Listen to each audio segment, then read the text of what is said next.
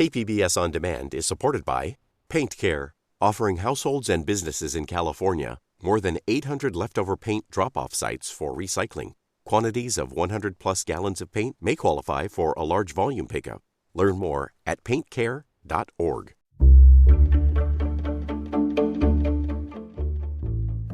Good morning, I'm Debbie Cruz. It's Wednesday, December 4th. A North County city wants tougher rules for short-term home rentals. More on that next. But first, let's do the headlines. Updated election results show Oceanside's incumbent mayor holding a slim lead. Just 238 votes separate Esther Sanchez from challenger Ryan Keim, according to numbers released Tuesday by the San Diego County Registrar of Voters. Sanchez would win re-election if the results hold. Keim, who is an Oceanside City Council member, was ahead in the days after the November 5th election, but saw his lead evaporate as more ballots were counted. Tomorrow is the deadline for counties to send their final election results to the California Secretary of State. It's been a year of transition for San Diego Wave FC, and now the team is parting with its most prominent off-the-field member. Team president Jill Ellis is stepping down, according to a statement released Tuesday. Ellis plans to join FIFA, the organization best known for putting on the World Cup, as its chief of football. There was some controversy at the end of Ellis's tenure, with allegations of a toxic work environment that included a lawsuit from former employees. Ellis filed her own lawsuit alleging defamation. San Diego Eater has named Tara Monsod as its Chef of the Year. It's the latest accolade for the local chef who has emerged as a rising star in the fine dining scene, specializing in Filipino cuisine. Earlier this year, Monsod was named a James Beard Award finalist. Reporter Jacob Baer interviewed her earlier this year for a feature story on her work. To be great at it, you kind of have to breathe it, it does take up a certain part of your brain that doesn't ever go away. Like, I think about food all day, every day. I watch food at home. It's kind of ridiculous. You can find that story on the KPBS YouTube page. From KPBS, you're listening to San Diego News Now. Stay with me for more of the local news you need. KPBS On Demand is supported by the San Diego County Toyota dealers, presenting a new 2025 Tundra designed to combine performance and comfort with up to 437 horsepower and 10-speed automatic transmission. See your Toyota dealer. The San Diego County Toyota dealers. We make it easy.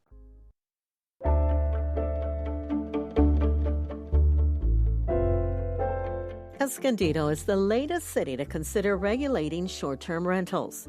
North County reporter Alexander Nguyen says the proposed ordinance is not like others in the county. Currently, all short-term rentals in Escondido are unpermitted.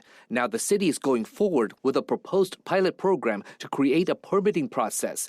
It would also limit short-term rentals, or STRs, and ban them from operating within 500 feet of a school. Attorney Jack Fernandez says the ban makes no sense. There's no evidence that this would help with anything. There's no evidence that STRs have done anything aside from allow people a safe and secure community-based place to stay for a short period of time. KPBS contacted the city manager's office for an explanation, but did not get a response by airtime.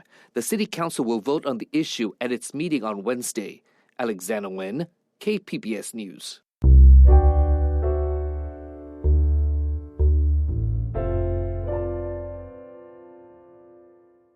San Isidro Elementary School District leaders are celebrating the passage of 3 local bond measures. But reporter Katie Anasta says they won't know about state matching funds for years. Voters approved nearly $150 million in bonds for the district. Most of it will fund improvements to schools that serve Otay Mesa. District leaders expect about 4,000 new students from the area over the next decade. Jose Iniguez is the district's assistant superintendent. We anticipate the need to having to build 1 minimum, maybe 2 schools within the next 5 to 10 years. In California, school construction funding comes from state and local bonds passed by voters. This November, California voters passed Prop 2. It allows the state to borrow $8.5 billion to repair K-12 schools. Marilyn Adrianzen is the San Ysidro District's chief business officer. She says districts have to pay for construction costs before applying for state funds. And it takes 8 to 10 years for a result, for an answer from the state. She says projects funded by local bonds passed in 2020 are just getting started. Katie Anastas, KPBS News.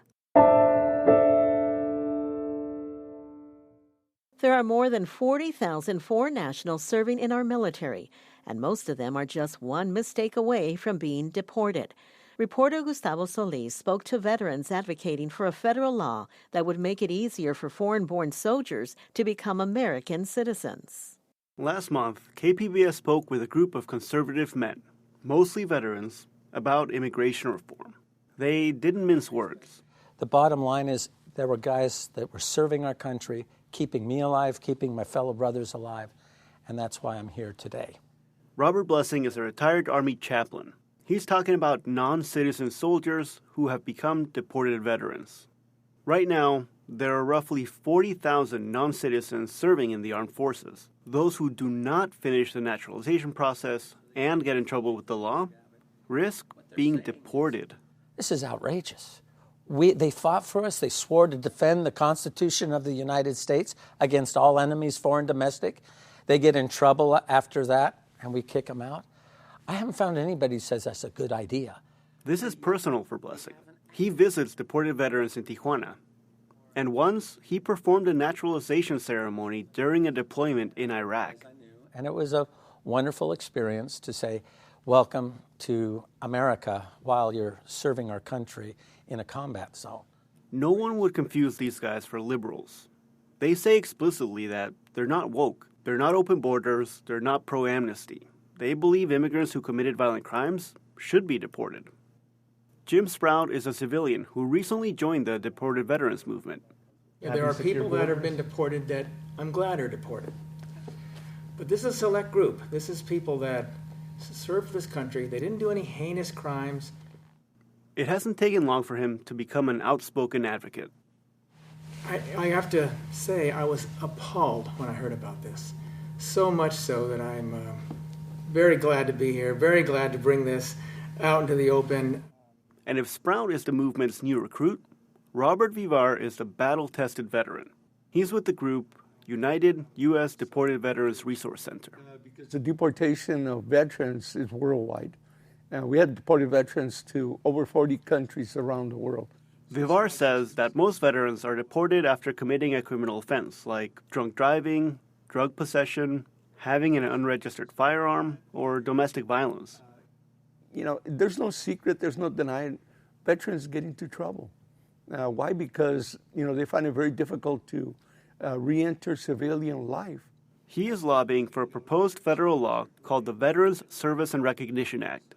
It creates an expedited pathway for any service member to complete their citizenship process by the time they finish basic training. The bill also calls for a committee to review cases of deported veterans to see if they should be allowed back in the U.S. Vivar says it's been a challenge to get conservatives to support the bill. The problem that we're hearing, and we've been hearing for a long time, is that they try to correlate it with an immigration issue. And that's where I think the whole subject gets blown out of proportion. Instead of looking at it as an immigration issue, he says it should be viewed as a Veterans Affairs issue. And other veterans who have served with non-citizen soldiers agree. For me, it's a very personal issue. I worked alongside those guys and gals. Andy Waters is a retired U.S. Navy veteran.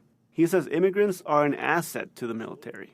There are people that have expertise and knowledge, language skills, other kinds of things that maybe you don't get. You get what you get in terms of volunteers for an all-volunteer force, and sometimes we can't, from U.S. citizens, recruit all the people that we need. The bill was introduced last year and hasn't made it out of committee.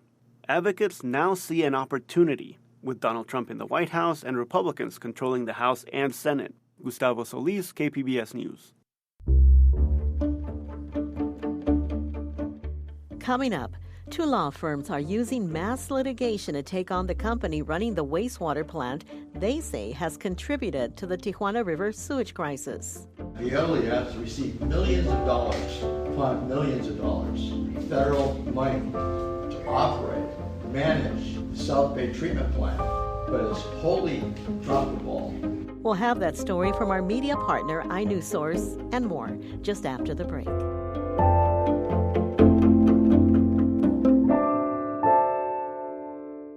KPBS On Demand is supported by the National Conflict Resolution Center. Geopolitics, a divisive election year, and strained budgets are all topics that can create tension in the workplace. NCRC can help workplace leaders navigate polarizing issues with the Culture, Communication, and Conflict Certificate. More at ncrconline.com.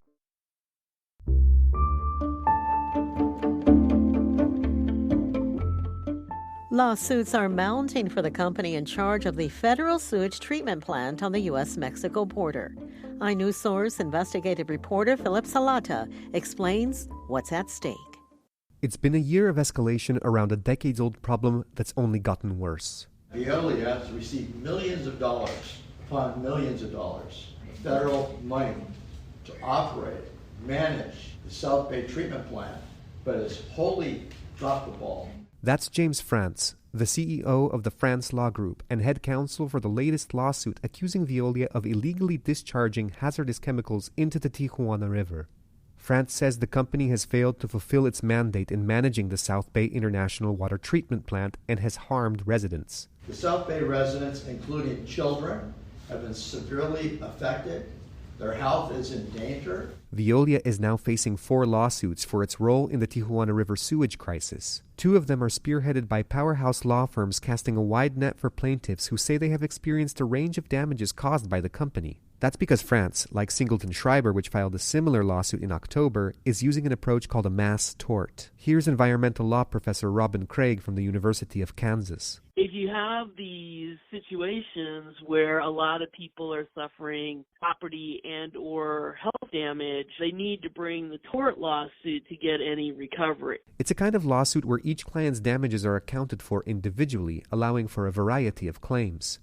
It's what well-known environmental advocate Erin Brockovich filed against Pacific Gas and Electric for contaminating groundwater. Law firms usually finance the lawsuits, taking on the often heavy investment at risk of significant losses. But if they win, they can earn significant returns for both their firm and their clients. Here is Craig again. The payoff is if they get one of these multi-million-dollar verdicts, they're going to get a large chunk of it. And so that's the financial calculus they're doing. Which also suggests that the firms filing these claims believe they have a strong case that can win restitution for their clients. UCLA law professor Peter Rich says that what's also at play is that the defendant is a private company with a deep pocket, not the federal government, which has limited assets. Once you get a private contractor into the picture, particularly a multinational corporation, there's a possibility of getting more. South Bay residents have long been sounding alarms about health impacts from the pollution, including headaches, respiratory, and gastrointestinal issues. Alarms were amplified when a team of scientists led by the Scripps Institution of Oceanography ran studies on aerosolized pollutants emanating from the river they said were concerning for public health. These lawsuits are coming together at a peak time of frustration among the South Bay community. Here is Paul Starita, a lawyer with Singleton Schreiber. We're a national firm with national resources that acts on a local level. And every community that we are involved in, every community where we have a presence, we seek to make that community better. And in the South Bay, that has meant winning back what many residents have lost. Coastal living is so central to who we are as San Diegans, and to have that disturbed in the most awful way, it's just really, it's a travesty. Veolia has pushed back against the accusations that the company is at fault for the pollution crisis. Here is spokesperson Adam Lisberg. Veolia's crews are doing the absolute best they can, caught between a Mexican rock and an American hard place. Mexico is overwhelming the South Bay plant with more than it was ever designed to handle or that any plant could handle. And in the meantime, America was not doing its part to keep up with the maintenance of it. He also took a swing at attorneys bringing forth the legal claims. There is no amount of dishonest rhetoric from opportunistic lawyers that can change these facts. We will defend ourselves against their baseless accusations. Kristen Westphal is an attorney on the France lawsuit. She's also an Imperial Beach resident and will be a plaintiff among what the law firm projects could be hundreds or thousands of others. It's kind of a slap in the face to all of us that live down there because they're saying we don't matter. For KPBS, I'm iNewsSource investigative reporter Philip Salata. iNewsSource is an independently funded, nonprofit partner of KPBS.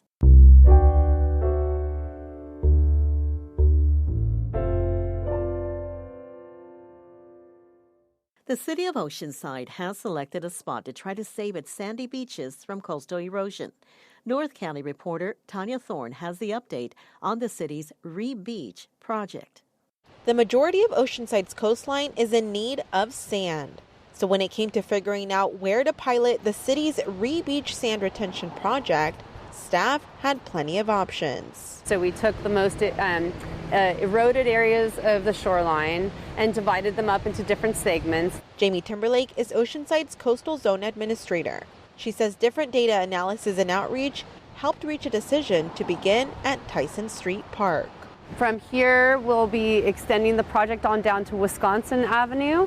And between Wisconsin Avenue and Tyson Street Park, we'll be developing an artificial reef offshore with the two headlands situated at Tyson Street and Wisconsin Avenue. The headland and artificial reef design came from the Australian International Coastal Management Team.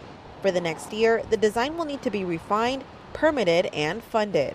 Construction is estimated to start at the end of 2026 or early 2027 and cost $31 million. Tanya Thorne, KPBS News. That's it for the podcast today. As always, you can find more San Diego news online at kpbs.org. I'm Debbie Cruz. Thanks for listening and have a great Wednesday.